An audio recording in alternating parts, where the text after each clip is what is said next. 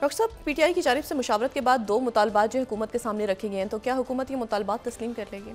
हुकूमत से मुराद अरेंजमेंट, जी। क्योंकि उसमें मुख्तलिफ सियासी जमातें हैं, लेकिन ज़ाहिर है कि एक अरेंजमेंट ऐसा है जिसमें आइनी होते और दूसरे होते, वो खुदा जाने क्या है, वो पीपल्स पार्टी और मुस्लिम नून के दरमियान, लेकिन वो है तो लेकिन उसमें जो है वो खान साहब की तरफ से कोई लचक नहीं है अभी तक। अब आगे लचक कैसे आती है और हुकूमत की तरफ से कैसे आती है, सबका मुल्क आगे निकलना है इससे। ये फंस गए ना जाके, ये नहीं चल पा रहा, ये अरेंजमेंट नहीं चल पा रहा, तो इससे आगे निकलना है मुल्क में। वो कैसे निकलते हैं वो अब आने वाले दिनों में जो है वो विन विन भी तो हो सकता है सबके लिए।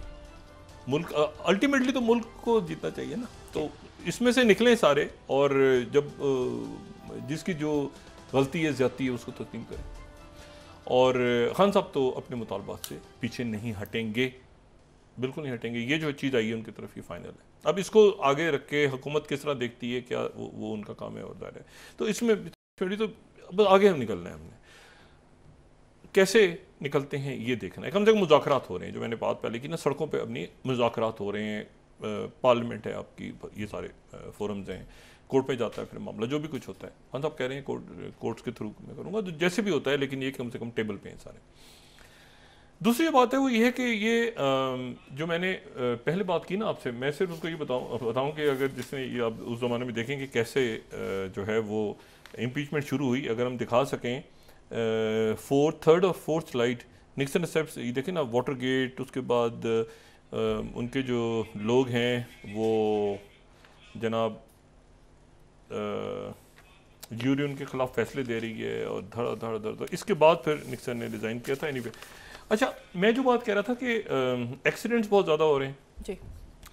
ये बड़ा बदकिस्मत वाक़या पेश आया। 179 अफराद इसमें जहाँ बक हुए, और ये जो है ये वहाँ पे साउथ कोरिया में एक एयरपोर्ट पे लैंड करते हुए जहाज़ जो है वो 7 रनवे पे उतर गया, और बिल्कुल एक आग का जैसे एक फायरबॉल होता है उस तरह से वो उसमें आग लगी, और मुसाफिर जो है वो उसमें तकरीबन सारे चले गए, दुनिया से जल गए उसमें। वो एक बहुत बड़ी आग लगी उसमें जहाज़ में।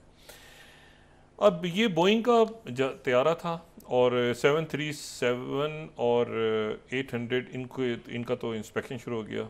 जिजो एयर क्रैश, जिजो एयरलाइंस है वहाँ पे। लेकिन उसके साथ ही जो पायलट की आखिरी कम्युनिकेशन है वो ये है कि जी परिंदा टकराया है। जो आखिरी कम्युनिकेशन है उसकी वो ये है कि परिंदा टकरा गया है, और ये चूँकि लैंडिंग के वक्त बिल्कुल लैंड करके तो वहीं पर यानी वो उतरा है, रनवे से उतर गया और आग लग गई उसमें साथ ही। अब क्या हुआ है आखिरी मोमेंट, उसकी इन्वेस्टिगेशन वहाँ पे हो रही है। ये ऊपर से जहाज़ यानी नीचे नहीं गिरा, यानी क्रैश नहीं हुआ, ठीक है, एक तरह से क्रैश, मतलब आग लग गई बस वो लैंडिंग के दौरान साइड पे, और ये एयरपोर्ट पे रनवे पे खड़ा हुआ, यानी साथ जो उसका बाग है वहाँ पे जलता रहा। अब यह है कि वहाँ पे ये 2 क्रैशेस हुए हैं। एक वो हुआ है जो पिछले दिनों आज़रबाईजान का प्लेन जो ग्रोजनी जा रहा था, ग्रोजनी से वो डाइवर्ट होने काज़ाकिस्तान की तरफ गया और वापस मुड़ा क्रैश हो गया। उसके ऊपर रशिया ने माजरत नहीं की। अब आप देखें लीडरशिप कैसी है।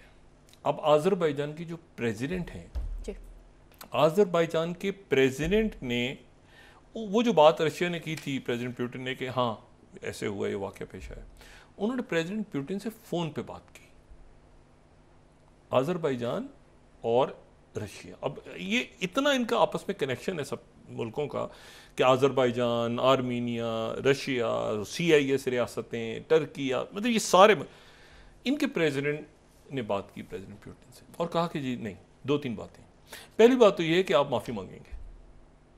ये जो आपका जो रडार सिस्टम है ये उस वक्त ठीक है, यूक्रेन से मिसाइल्स आ रहे थे, आपका सिस्टम जो है फ़ाल था, लेकिन आप अपॉलॉजी रशिया मांगेगा।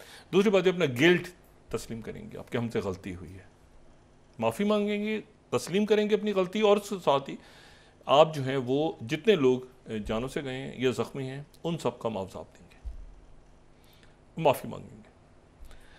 अब जो प्रेसिडेंट पुतिन है यकीनन वहाँ पे, अब देखें ना, ये खुद रशिया का मीडिया गरीब बात कर रहा है, यानी आप देखें 11th Baku demands Moscow admit guilt, 11th Baku demands Moscow admit guilt, punish those responsible for AZAL plane crash. लेकिन इससे पहले जो है अपोलोजाइज भी है असल में, अगर आप खबर में देखें। लेकिन आप देखें रशियन मीडिया ने भी लगाया है इसको, रशियन मीडिया ने इसको, तास ने इसको रिपोर्ट किया है। अब यहाँ पे ये देखना है कि जी वो क्या माफ़ी मांगते हैं प्रेसिडेंट पुतिन, या उनकी हुकूमत की तरफ से माफ़ी आती है, या अज़रबैजान के प्रेसिडेंट से वो कहते हैं कि पब्लिक अपॉलॉजी आ गई। लेकिन अज़रबैजान ने पोजीशन ली अपने अवाम के लिए, अपने अवाम के लिए पोजीशन ली।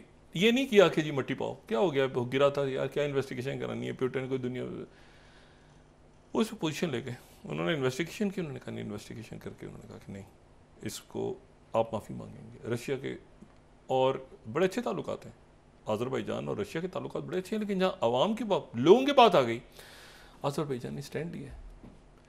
अच्छा, अब मैं आपसे जो बात कह रहा हूँ ना कि इसको आराम से अज़रबैजान एक साइड पे रख सकता था कि नहीं, उन्होंने कहा नहीं, लोग हैं, पब्लिक में चूँकि चीज़ आ गई है, अब इससे कम बात नहीं होगी। ये लीडरशिप्स हैं पूरी दुनिया में इस वक्त, ये पूरी दुनिया में इस तरह से लीडरशिप बात कर रही है एक दूसरे के साथ।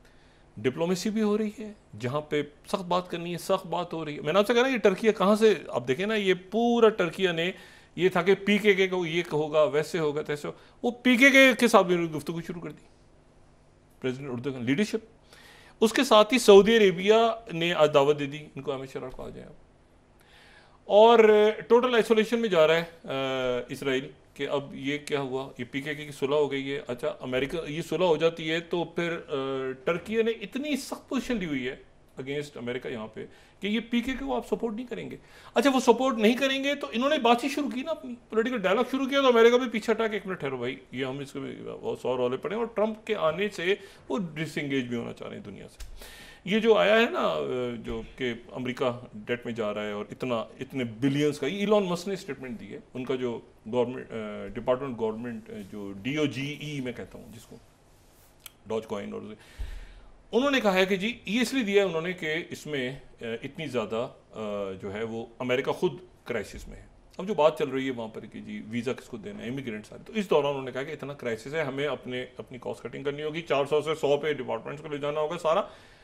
और साथ ही उन्होंने एक और बात की आज इलॉन मस्क ने, एक उन्होंने कहा कि उन्होंने उनके डिपार्टमेंट की तरफ से आज बात हुई है, ये बड़ी इंपॉर्टेंट है।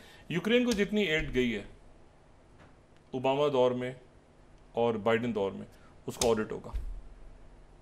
जितनी एड दी गई है यूक्रेन को बाइडेन, और आज भी अनाउंस कर दी है जो बाइडेन ज़मीन आज भी, लेकिन उन्होंने कहा जितनी ओबामा दौर में और बाइडेन दौर में यूक्रेन को एड गई है उसका ऑडिट होगा।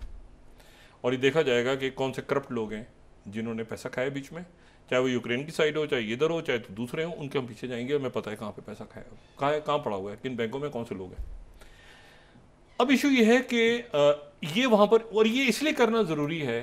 अच्छा, विकीपीडिया को भी ख़रीदने लगे इलॉन मस्क, $1 बिलियन ऑफर किए हैं, विकीपीडिया जो है वो भी शायद वो ले जाएं। एनीवे, अच्छा, अब इसमें यह है कि वो ये स्टैंड लेंगे, ये इनका स्टांस होगा कि भाई हम अपने खुद, देखो ना, अपने अल्ले तलल्ले ख़त्म करके, और बड़ा मुश्किल है वहाँ पे कन्विंस करना लोगों को कि इतनी एक फटा पड़ा हुआ है ना कि इमिग्रेंट्स को लेना है, नहीं लेना। अच्छा जी, अमेरिकन को मेक अमेरिका ग्रेट अगेन कैसे होगा, क्या इसमें इलॉन ने, और जाहिर है कि प्रेसिडेंट ट्रंप इधर साथ खड़े हैं, लेकिन दूसरा ग्रुप भी है उनका, तो एक फटा पड़ा हुआ है पीछे पड़े। इसमें पूरे फड्डे में जो मैंने उस दिन बात की थी कि मनमोहन सिंह जो इंडियन प्राइम मिनिस्टर हैं, उनको दुनिया क्यों याद करती है। जब वो मिले, ये सारी बात जो उन पे एलिगेशन लगे थे करप्शन के इसके सर, उसकी वजह ये हुई थी कि मैंने उनको देखा हुआ था। मैं कभी कई दफ़ा ऐसा हुआ कि इसमें डिस्कस होता है ना, क्या हम कई बार अंबानी ये वो हम डिस्कस करते हैं ना करप्शन। ये जो मनमोहन सिंह के जो उनके ऊपर जब आया ये मामला, तो मैंने उसे तस्लीम ही नहीं किया कि ये हो सकता है, ठीक हो सकता है कोई स्कैंडल्स कोई गड़बड़, लेकिन as a person Manmohan Singh जो है वो इतने, और देखिए आप रिफॉर्म्स कर गया वो, यानी एक होता है ना, आप कुछ लोग आपको याद रखते हैं कि एक मिनट ठहरो यार, वो ये इंडिया ऐसे कैसे हो गया था, इतना ज़्यादा कर्जा था दुनिया का, इतना ज़्यादा इकोनॉमी, ये वो अभी भी 100% तो कई चीज़ें ठीक नहीं होती, लेकिन होती डायरेक्शन चेंज होती है। तो वो जो डायरेक्शन चेंज हुई कि जी लाइसेंस राज और ये सारी बातें, तो एटलीस्ट कम से कम ये हुआ कि उसके बाद वो एक वो उसमें से इंडिया निकल के आ गया, रिफॉर्म्स भी हो सकते हैं। ये भी मैंने आपसे कहा ना 100% बहुत करप्शन है, बहुत करप्शन होती है, होगी, होती, करप्शन को आप कभी 0% मिला, लेकिन आप रिफॉर्म्स ऐसे कर जाते हैं जिसके नतीजे में इकोनॉमी जो है आपकी ऐसे टर्न लेती है कि जिसके नतीजे में फिर वो उस चक्कर से निकल जाते हैं कि जी वर्ल्ड बैंक आईएमएफ वो जो चल रहा था पहले, और फिर आगे निकल के आप एक बड़ी मैशत बनती है। तो ये जो काम है ये लीडर्स का होता है, और इसीलिए मनमोहन सिंह जो है उनको, इसलिए नहीं कि वो एक तो उनकी पसंद, एक तो एज शख्सियत जिमी कार्टर को देखें और इनको देखें तो आपको ये नज़र आएगा कि बिल्कुल धीमे आराम से बात करना, तरीके से बात करना कोई। और दूसरी जो बात है वो ये है कि ये कुछ ऐसा कर गए, देखें जिमी कार्टर के साथ वो बाहर के इश्यूज खड़े हो गए, मुल्क के अंदर हो सकता है वो ऑयल के क्राइसिस आ गया 79, तो बहुत कुछ हुआ, लेकिन यह है कि ये उसके बाद उनकी जो लाइफ रही थ्रू आउट जिमी कार्टर की, तो वो हमेशा पीस की बात करते रहे। इसी तरह ये जो है मनमोहन सिंह ये भी बात करते रहे पीस की और रिफॉर्म्स की, और जहाँ पर बिला ज़रूरत कोई नहीं पहुँच जाए हर जगह बात करें। तो ये वो लोग हैं। तो जाते जाते ये साल तो जा रहा है, बहुत सी अपनी अच्छी यादें, बहुत सी अपनी नाखुशगवार यादें ये छोड़ के जा रहा है। लेकिन अगर कुछ देर हो तो मैं बात कंटिन्यू करूं या कल इसको जारी रखते हैं? अच्छा, मैं सिर्फ आपको एक बात कहूं कि साल के इख्तिताम पे सबसे ज़्यादा मैं सिर्फ एक बात ही कहूँ कि सेल्फ ऑडिट की ज़रूरत है। सेल्फ ऑडिट से मुराद ये है कि क्या चीज़ अच्छी हुई और क्या चीज़ ख़राब हुई। कुछ चीज़ें हैं जो हमारे हाथ में नहीं हैं, हमारी सेहत, हमारा आसपास का ही जान, महंगाई हो रही है, बीमारियां फैली हुई हैं, लड़ाई झगड़े, कुछ चीज़ें हैं जो हमारे हाथ में नहीं हैं। तो वो उनको होने दें, उसमें सकिन ना हो जाए, अपने आप को अलग रखें उनसे, अपने आप को फोकस रखें। अगर आप उसमें सकिन हो गए और पूरा साल आपका गुजर गया इसमें मैं क्या करूं, वहाँ तो ये हड़ताल थी, वहाँ तो ये था, वहाँ तो ऐसे था, वहाँ जो चीज़ें आपके हाथ में नहीं, हड़ताल होना ना होना आपके हाथ में नहीं है, उसमें अगर आप अपने आप को उसमें आप डूब जाएंगे। या मैं तो वहाँ जाता हूँ, मेरे तो देखें रिश्ता, मेरे घर में लड़ाई हो रही है, मेरे जहाँ पे मैं काम जॉब करता हूँ वहाँ पे लड़ाई हो रही है, लोग ऐसे हैं, टॉक्सिक हैं, फलान दिमाग। अगर आप उसमें सकिन हो गए, आपने अब डिटैच करना है। आपकी सबसे पहली प्रायोरिटी होना चाहिए आप खुद अपने आप को डिटैच करें, बजाय कि उसमें सकिन हो जाएं कि उसी के अंदर आप पूरा साल आपने गुजार दिया कि मैं क्या करता, हड़ताल थी, मैं क्या करता, वो पड़ोसी ऐसे थे, घर पे ये हो रहा था, ये हो रहा था, मैं पूरा साल मेरा गुजर गया। आखिर में नहीं, आपने अलग अपने आप को करना है और ये देखना है कि कौन सी जगह ऐसी लाजमी है जहां पर आपको बहुत ज़्यादा इन्वॉल्व होने की ज़रूरत है। और सुनो यार, अरे वो देखो उसके साथ प्रॉब्लम है कि अरे मैं तो उसमें लग गया, अच्छा मैं तो उसमें लग गई, नहीं, अपने आप को डिटैच करें। आप बहुत से ऐसे लोग हैं जिनके साथ आप अपने आप को उसमें सकिन हो जाते हैं, उनके इश्यूज़ में आप पीछे हट के देखें, उनका काम चलता रहेगा, दुनिया चलती रहेगी। अपने आप को निकालें, खुद सकिन ना हो जाए उसके अंदर कि आप उस प्रॉब्लम के अंदर पता चला आपने अपनी ज़िंदगी गवा दी कि अपना पूरा साल गुजार दिया, वो चलता रहेगा। आप पीछे हटें, चाहे वो बच्चे हों, बड़े हों, भाई बहन, पीछे हटें, थोड़ा सा देखें कि बोलता ना I can help you but I can not save you. तो आपको अपने पैरों पे खड़े हो, अपना काम खुद करो। मैं थोड़ा सा पीछे हट के देखूँ, पलट के कि वो ठीक जा रहे हैं, वो ठीक जा रहे होंगे।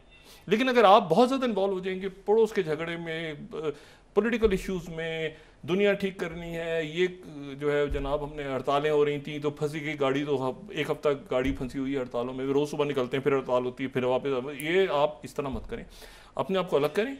और जो चीज़ आप कर सकते हैं, लाजमी तौर पे बहुत सी चीज़ें हैं जो आप कर सकते हैं, जो चीज़ें आप कर सकते हैं वो करें।